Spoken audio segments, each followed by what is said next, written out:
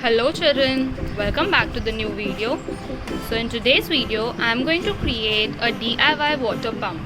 So to make that, we need some balloons, a straw, a bottle and an adhesive clay. You can use an adhesive in place of clay. Make sure that you use a sticky clay so that it can hold the straw with the bottle. So let's get started. So in the first step, I'm going to make a hole in my bottle accordingly. I would suggest children to please take help of your adults while making a hole in the bottle. So I'll show you how I'm going to make a hole. So here you can see that I have made a hole on my bottle.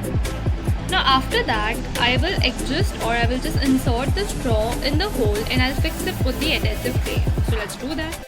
Now here you can see that I have fixed my straw in the hole.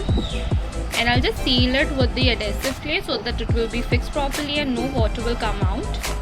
So here I have filled my bottle with water and also sealed it with the adhesive clay. Now what I will do is I'll just blow a balloon and fix it at the nozzle of my bottle. And let's see what will happen.